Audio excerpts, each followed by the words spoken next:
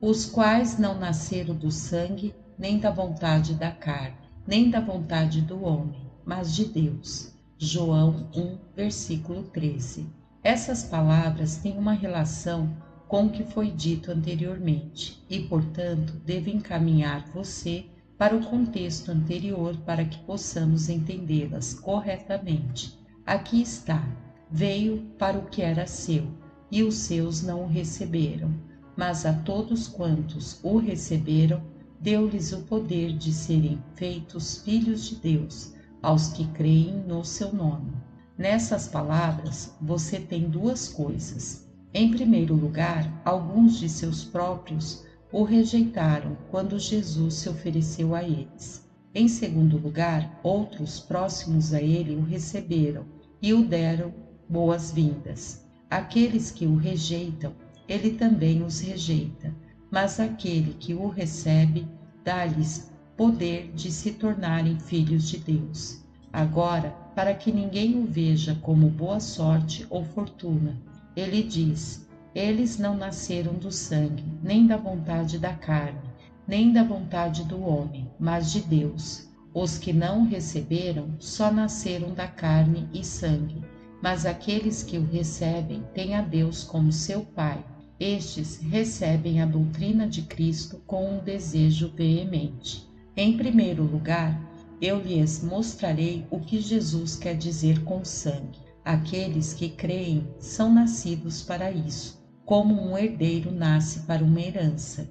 Eles são nascidos de Deus, não da carne, nem da vontade do homem, mas de Deus, não do sangue, ou seja, não por geração, não nascidos para o reino dos céus pela carne, mas porque eu sou filho de um homem piedoso ou de uma mulher piedosa. Isso é entendido por sangue. Atos 17, versículo 26. E de um só sangue fez toda a geração dos homens. Mas quando ele diz aqui, não do sangue, Jesus rejeita todos os privilégios carnais que eles se gloriam em ter. Eles se gloriam que são descendentes de Abraão. Não, diz Jesus, não é pelo sangue. Não pense que vocês têm Abraão como pai. Vocês devem nascer de Deus se querem ir para o reino dos céus. Em segundo lugar, nem da vontade da carne. O que devemos entender por isso é tomado daquelas inclinações veementes que estão no homem para todo tipo de devassidão, cumprindo os desejos da carne. Isso não deve ser entendido aqui. Os homens não são feitos filhos de Deus, cumprindo os seus desejos lascivos. Deve haver uma compreensão melhor aqui. Não existe apenas em homens carnais uma vontade de servil, mas há neles uma vontade de ser salvo. Também uma vontade de ir para o céu. Mas isso não funcionará. Isso não privilegiará um homem nas coisas do reino de Deus. Desejos naturais pelo mundo vindouro não são um argumento para provar que um homem irá para o céu quando morrer. Eu não sou a favor do livre-arbítrio. Abomino. Mesmo no pior homem, ele deseja em algum momento ou outro ser salvo. Ele lerá em algum momento ou outro, orará, mas isso não funcionará. Assim, pois, isto não depende do que quer, nem do que corre, mas de Deus que se compadece. Ele quer e corre, ainda assim em vão. Romanos 9, versículo 16. Mas Israel, que buscava a lei da justiça, não chegou à lei da justiça. Aqui eu não entendo como se o apóstolo negasse um curso virtuoso de vida como sendo o caminho para o céu, mas sim que um homem sem a graça, apesar de ter dons naturais, ainda assim não terá o privilégio de ir para o céu e de ser um filho de Deus. Então, um homem sem a graça pode ter uma vontade de ser salvo, mas ele não pode ter essa vontade de acordo com o caminho de Deus. A natureza conhece somente as coisas da natureza. As coisas de Deus não são conhecidas por nenhum homem, mas sim pelo Espírito de Deus, a menos que o Espírito de Deus esteja em você. Ele deixará você neste lado dos portões de céu, os quais não nasceram do sangue, nem da vontade da carne, nem da vontade do homem, mas de Deus. João 1, versículo 13. Alguns podem ter vontade, um desejo que Ismael seja salvo. Saiba disso, isso não salvará o seu filho. Se fosse por nossa vontade, gostaria que todos vocês fossem para o céu. Quantos de nós oramos por nossos filhos e choramos por eles, e estamos prestes a morrer, e essa vontade foi em vão? A vontade de Deus é a regra de todos. A salvação é somente por meio de Jesus Cristo, os quais não nasceram do sangue, nem da vontade da carne, nem da vontade do homem, mas de Deus. João 1, versículo 13. Agora apresentarei a doutrina. Os homens que creem em Jesus Cristo e que o recebem de modo eficaz são nascidos para isso. Jesus não diz que eles nasceram para isso, mas eles são nascidos para isso. Nascidos de Deus, por Deus e para as coisas de Deus, antes de receberem a Deus para a salvação eterna. Na verdade te digo que aquele que não nascer de novo não pode ver o reino de Deus. João 3, versículo 3. Logo, a menos que ele seja nascido de Deus, ele não pode vê-lo. Suponha que o reino de Deus seja da forma que ele quer. Ele não pode vê-lo antes de ele ser gerado de Deus. Suponha que esse seja o Evangelho. Ele não pode vê-lo antes de ele ser levado a um estado de regeneração. Crer é a consequência do novo nascimento. Não nasceram no sangue, nem da vontade da carne, nem da vontade do homem, mas de Deus. João 1, versículo 13. Em primeiro lugar, vou dar-lhe uma descrição clara disso em uma semelhança ou duas. Uma criança, antes de nascer, está no calabouço escuro do ventre de sua mãe. Assim, um filho de Deus, antes de nascer de novo, está no calabouço escuro do pecado. Ele não vê nada do reino de Deus. Por isso é chamado de um novo nascimento. A mesma alma tem um amor em sua condição carnal e outro amor quando ele é nascido de novo. Em segundo lugar, como isso é comparado a um nascimento, semelhante a uma criança no ventre de sua mãe. Assim é comparado a um homem que é retirado da sepultura. Nascer de novo é ser retirado da sepultura de pecado. Desperta, tu que dormes, e levanta-te dentre os mortos, e Cristo te esclarecerá. Efésios 5, versículo 14. Para ser retirado do túmulo do pecado, é necessário ser gerado e nascido. Apocalipse 1, versículo 5. Há uma conhecida afirmação sobre Cristo e da parte de Jesus Cristo, que é a fiel testemunha, o primogênito dentre os mortos e o príncipe dos reis da terra, aquele que nos amou e em seu sangue nos lavou dos nossos pecados, que faz alusão à nossa regeneração, a saber, se você nascer de novo e buscar as coisas que são do alto, então há uma semelhança entre a ressurreição de Cristo e o novo nascimento. Aqueles que nasceram de novo foram tirados desse mundo de trevas e conduzidos do reino deste mundo tenebroso para o reino do seu Filho amado, e passam a viver em novidade. Isso é nascer de novo. Aquele que foi removido do ventre da mãe foi com auxílio da mãe. Assim, aquele que é nascido de Deus nasce pelo Espírito de Deus. Devo dar-lhe algumas consequências de um novo nascimento. Primeiramente, uma criança costuma chorar assim que vem ao mundo, pois, se não há nenhum choro, a criança está morta. Vocês que são nascidos de Deus e cristãos, se não choram, não há vida espiritual em vocês. Se nasceram de novo, são como os que choram, assim que Deus os tirou do calabouço escuro do pecado. Não podem deixar de clamar a Deus. Que devo fazer para ser salvo? Tão logo Deus realizou a sua obra no carcereiro, ele exclama: Senhores, que é necessário que eu faça para me salvar? Atos 16, versículo 30. Oh, quantos cristãos nominais em Londres nunca oram? Cafeterias não deixarão vocês orarem. Comércios não deixarão vocês orarem. O mesmo com vitrines. Mas se vocês fossem nascidos de Deus, orariam. Em segundo lugar, não é apenas natural que uma criança chore, mas também que deseje o peito. Ela não pode viver sem o peito da mãe. Logo, Pedro faz disso o verdadeiro julgamento de um recém-nascido. Ele deseja o genuíno leite espiritual da palavra, para que possa crescer por meio dele. Se você nascer de Deus, manifeste isso por desejar o seio de Deus. O quanto você anela o leite das promessas? Um homem vive numa direção quando está no mundo, mas em outro curso quando ele é trazido para Jesus Cristo. Isaías 66, versículo 11. Para que sugueis e vos deleiteis com a abundância da sua glória. Se vocês nasceram de novo, não há nenhuma satisfação até que bebam o leite da palavra de Deus em suas almas. Isaías 66, versículo 11. Para que mameis e vos farteis dos peitos das suas consolações.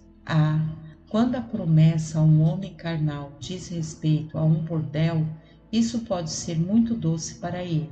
Mas se vocês nascerem de novo, não podem viver sem o leite da palavra de Deus. O que é o peito de uma mulher para um cavalo? Mas o que ele é para uma criança é o seu consolo e socorro, noite e dia. Quão relutante a criança é ao ser tirada dele. Pensar em coisas celestiais, diz um homem carnal, é apenas vaidade, mas para um filho de Deus é o seu consolo. Em terceiro lugar, uma criança que é recém-nascida, se não tiver outros confortos para mantê-la aquecida, como tinha no ventre da sua mãe, morre. Ela precisa ter algo para seu socorro, assim como Cristo teve panos preparados para ele. Por isso, aqueles que são nascidos de novo precisam ter alguma promessa de Cristo para mantê-los vivos. Aqueles que estão em um estado carnal precisam se preocupar com outras coisas, mas aqueles que são nascidos de novo não conseguem viver sem alguma promessa de Cristo que os mantenham vivos. Como foi feito com a pobre criança em Ezequiel 16, versículo 10. E te vesti com roupas bordadas. Quando as mulheres têm um bebê, elas sempre preparam o que é bom para o seu filho. Que coisas excelentes Cristo tem preparado para envolver aqueles que nasceram de novo. Que adornos de ouro Cristo tem preparado para todos os que são nascidos de novo. As mulheres vestirão os seus filhos, para que possam ter certeza que eles estão bem. Assim Deus em Ezequiel 16, versículos 11 e 12. E te enfeitei com adornos, e te pus braceletes nas mãos e um colar ao redor do teu pescoço, e te pus um pendente na testa, e brincos nas orelhas, e uma coroa de glória na cabeça. E no versículo 13 ele diz: E foste próspera até chegares à realeza.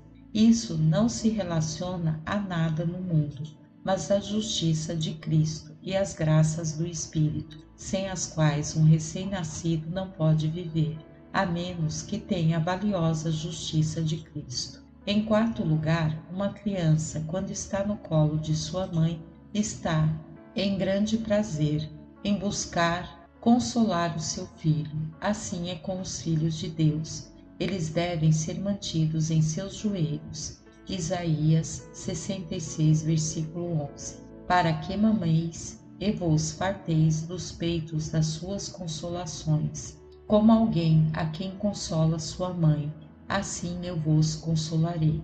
Verso 13. Há uma semelhança nestas coisas que ninguém conhece, senão aqueles que nasceram de novo.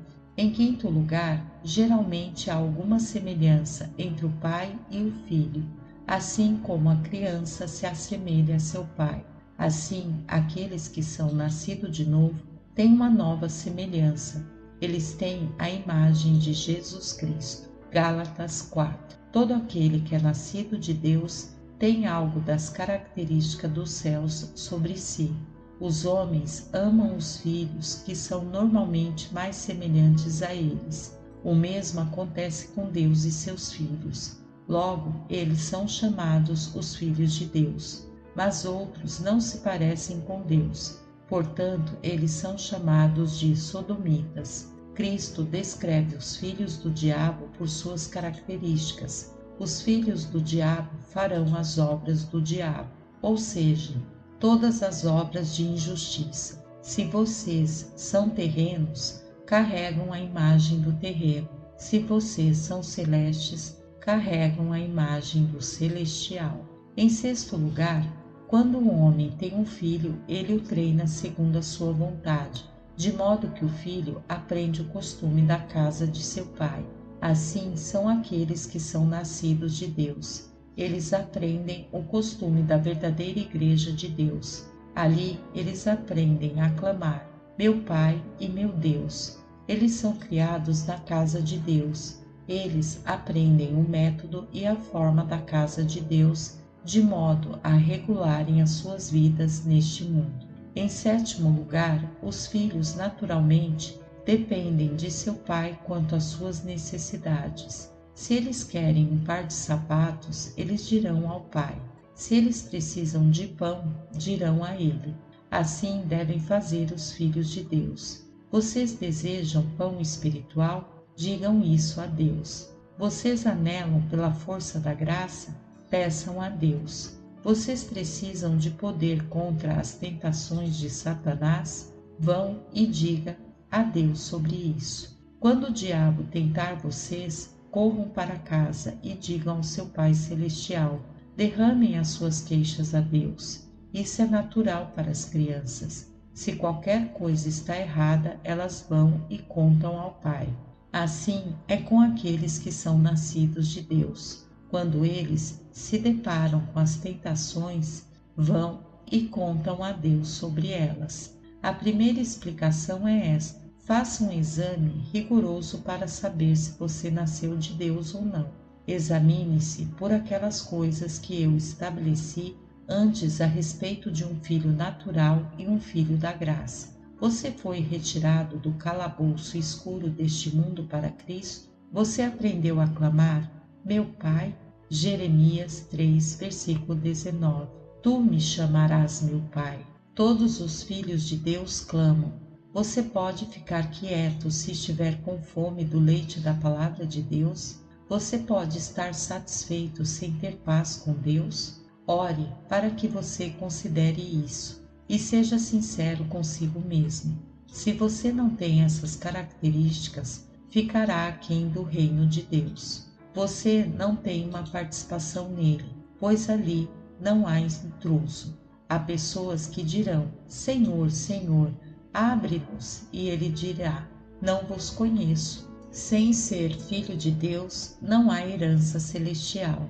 Nós, às vezes, damos algo para aqueles que não são nossos filhos, mas não as nossas terras. Não se lisonjeie com uma parte entre os filhos, a menos que você viva como os filhos. Quando vemos o filho de um rei jogar com um mendigo, isso é impróprio. Assim, se você for um filho do rei, viva como os filhos do rei. Se você ressuscitou com Cristo, suas afeições estão nas coisas do alto e não nas coisas de baixo. Quando você estiver junto com outros, converse sobre o que o Pai lhe prometeu. Você deve amar a vontade do Pai e estar contente e satisfeito em meio às aflições que passar nesse mundo. Se você for filho de Deus, vive em comunhão com outros dos seus filhos, em amor. Se o mundo contender com você, não importa, mas é triste se você brigar com outros filhos de Deus. Se isso ocorre, é um indício de má criação e não está de acordo com as regras da palavra de Deus. Quando você encontrar uma alma que carrega a imagem de Deus, ame-a e diga, Este homem e eu devemos ir para o céu um dia. Sirvam uns aos outros, façam bem uns aos outros, e se ocorrer com você de modo errado, ore a Deus que o endireite e ame a comunhão com os irmãos. Finalmente, se você for filho de Deus, aprenda essa lição. Cinja os lombos da sua mente como filho obediente. Não se conforme com o seu antigo modo de vida, mas seja santo em toda maneira de viver. Considere que o Santo Deus é o seu Pai e que isso lhe estimule a viver como os filhos de Deus, para que você possa estar diante de seu Pai com consolo no dia seguinte. Graça e paz, irmãos. Amém.